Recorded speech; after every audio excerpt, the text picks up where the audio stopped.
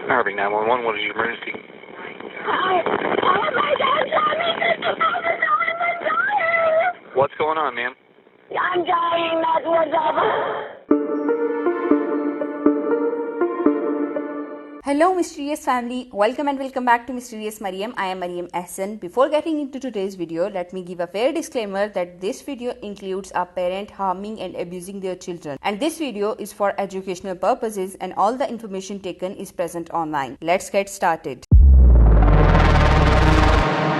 Yasir Abdul Said was born on January 27, 1957. He was an Egyptian-American former taxi driver. He was originally from Egypt. He came to the US on a student visa in 1983. He got married to Patricia Owens on February 7, 1987 when he was 30 and she was 15. Patricia and Yasir got married with Patricia's parents' permission. Within next year of their marriage, they had their first son, Islam Said. Next year, on March 2, 1989, their first daughter Amina Said was born, and next year to that they had their second daughter Sarah Said on March 16, 1990. According to Patricia, Yasir was a controlling husband and he used to physically abuse her. Yasir later became a permanent resident of the US, eventually gaining citizenship in 1997.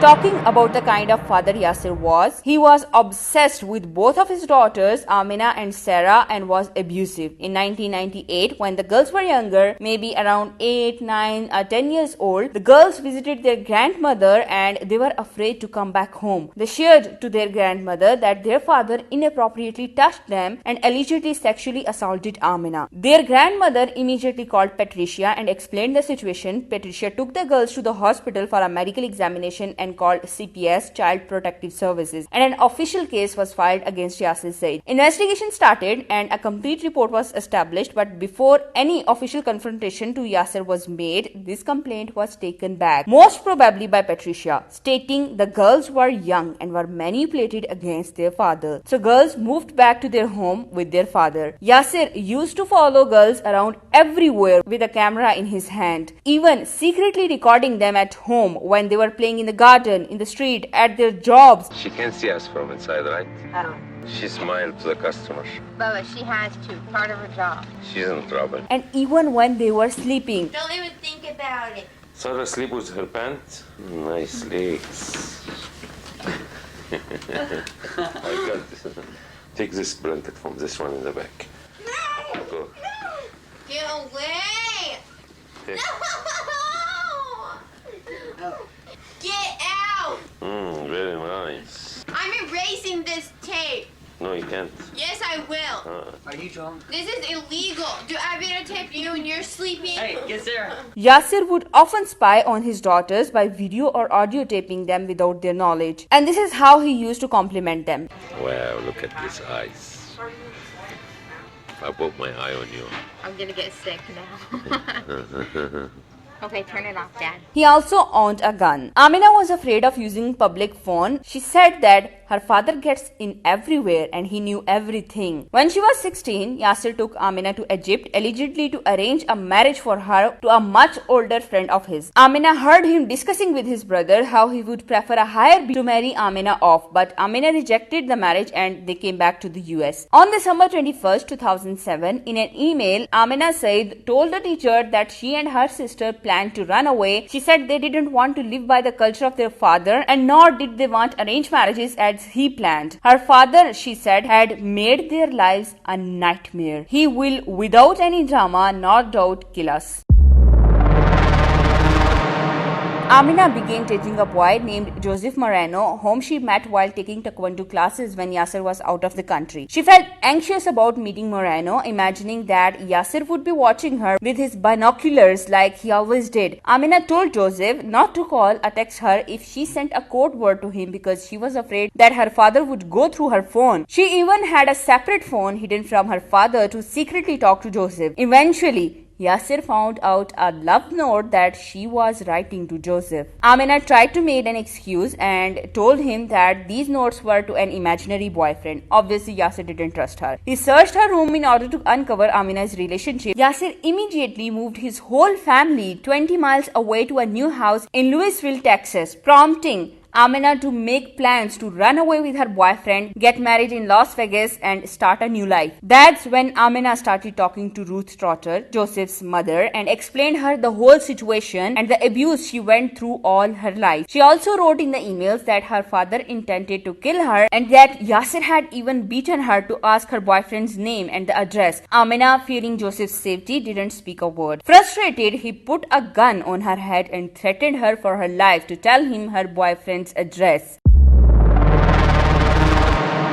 Fearing that Yasir meant what he said and thinking him capable of fulfilling his words, in December of 2008, after Christmas, Patricia, along with her both daughters, fled away from Yasir's home to Tulsa, Oklahoma. They planned to stay at girl's great aunt Jill Gettrell's house, but arriving there, they decided to rent a place to stay. Patricia changed her number and she didn't even respond to police regarding her missing person report filed by Yasir. The very next day, Patricia rented a house and signed it under a fake name, being cautious that Yasir could not reach them in any way. But then somehow she ended up contacting Yasir again, and Yasir left her all these emotional messages asking her to get back home. Patricia started to feel bad and guilty for leaving her husband behind, so she decided to go back to Texas to Yasir. But obviously she had the realization that girls were not gonna agree to move back in with their father, so she simply made an excuse. She told them that grandma's, that is Patricia's mother's birthday, is coming up and she wanted to put a flower on her grave and wanted to spend New Year with their aunt, and they will be back to Oklahoma after the New Year. Girls agreed to come back to Texas.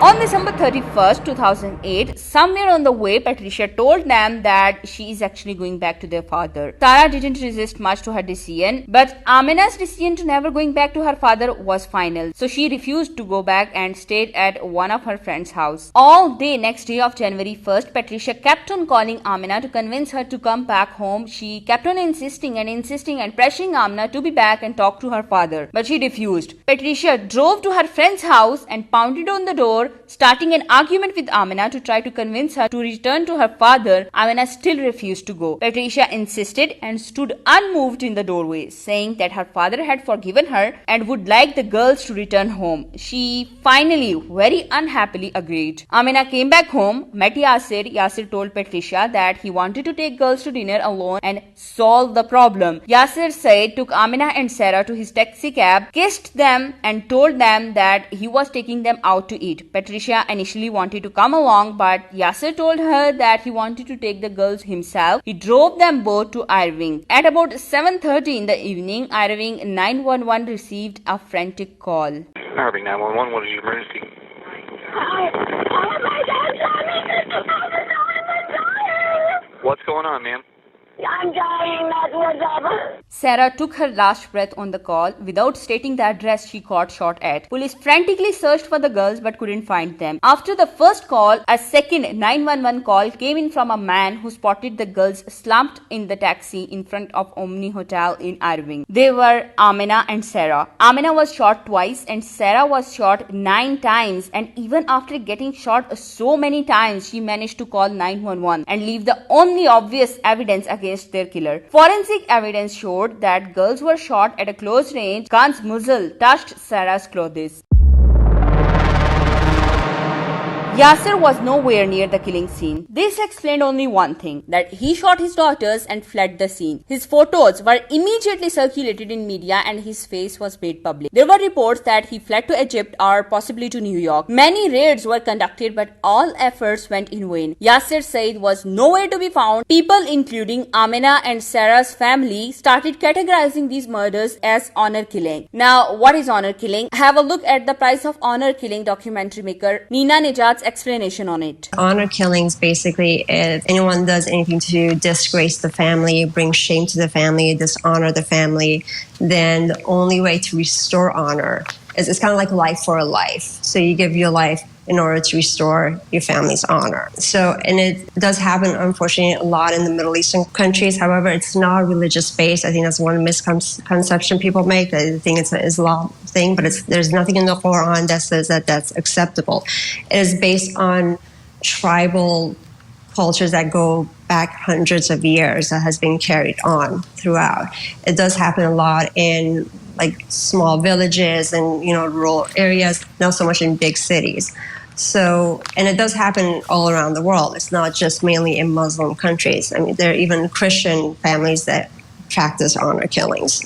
So it does predominantly happen to women, but it does also happen to men as well. Dr. Brashir Ahmed with the Muslim Community Center in North Richland Hills specializes in counseling when conflicting matters of faith are involved, said, "I must commend our police department. I must clarify that this conduct is against any Islamic principles. Under no way this is honor killing. This is just killing. This is murder, and this is not acceptable." Yaser Said was sought on a capital murder warrant, and on December 4th, 2014, Yaser Said was added to FBI's 10 most wanted fugitives with a $100 reward for any information leading to his arrest. On August 14th, 2017, 9 years after the murder, investigators had a break. A maintenance worker at Copper Canyon apartment complex in Bedford, Texas, spotted Yasir inside a unit leased to his son Islam when he went there to repair a leak. He reported the incident to his apartment manager, who was aware of Islam's relationship to a fugitive. The maintenance worker confirmed to his boss that the photo on Yasir Said's wanted poster matched the man he had seen in the apartment, and the pair immediately contacted the FBI. The same day, FBI Dallas dispatched a violent crimes task force agent to interview the maintenance worker. The agent showed him photos of Yasir's brother along with Yasir himself to make sure that he didn't saw the wrong person. The maintenance worker pinpointed Yasir as the man he had seen in the apartment. At approximately 6:30 the same evening, the same agent attempted to interview Islam, asking him for permission to search the apartment. Islam, upset, allegedly refused to cooperate. At 1 the following morning, the FBI Dallas SWAT team executed a search warrant on Islam's apartment. Finding the front door locked, they were forced to breach the door. They did not discover anyone inside, but observed the sliding glass patio door open. Underneath the patio, they noticed a bush with broken branches, suggesting someone had jumped off the patio and landed on the bush. 3 years later, on August 17, 2020, FBI agents began 24-hour surveillance of a house in Justin, Texas, just 30 miles from where Sarah and Amina were killed. They observed Islam and Yasin exit the home with 2 bags of trash. On August 20th, 2020, agents executed a search warrant on the home where they arrested Yaser Said. Subsequently, Yasin and Islam were arrested at a separate location in Texas for harboring a fugitive. Meanwhile, Yaser Said had spent some of his time awaiting trial in Dallas County Jail, writing rambling letters to the judge and proclaiming his innocence. In one of the letters, he wrote, "I was not happy about my kids' dating activity, but I did not do the killings or any plan to hurt them." Yaser Said evaded capture by law enforcement for 12 years. Police believed that girls feared their father, and he became jealous and obsessed because both girls were dating American boys. It caused him to do the unthinkable. At the time of Yasir's arrest, Patricia told media, "Now the girls can rest in peace. Yasir was on the run for so long, and it's hard to wrap my brain around it. I am very happy now. It was the happiest moment. He is caught, and justice can be served for Amina and Sarah." Yasir Said's trial kept on getting postponed for next 2 years for all the pandemic problem going on. His trial finally began on August 2nd, 2022. Yasir Said pleaded not guilty for murder of his daughters. Prosecutors did not seek out death penalty in this capital murder case. With this conviction, Yasir is automatically convicted to life in prison without possibility of parole. Patricia Owens, now divorced from Yasir, testified that she convinced Amina to return to Texas. She testified, "I didn't think anything would happen." She had been diagnosed with PTSD, post-traumatic stress disorder, and is on medication. The girl's aunt broke down on the stand as she identified autopsy photos of her nieces. She told the jurors about a conversation she had with frantic Amina the day of the murders. She didn't want to go home. She would rather be dead than ever go back there. Speaking through an interpreter in his native language, Yasir Said took the stand as the only defense witness. He said he loved his daughter and is not to blame for the killings, and someone else is responsible for the crime. But investigators never found that person because they only pursued him. He said if the FBI did their work, they would know, but they were looking for Yasir Said and they didn't do what they had to do. He only wanted to take his 2 daughters to dinner on New Year's Day, but on the road in his taxi, he saw someone following them. He assumed that he was the target, so he claimed he got out of the car at an Irving Transit Center where he assumed the girls would be safe. He said,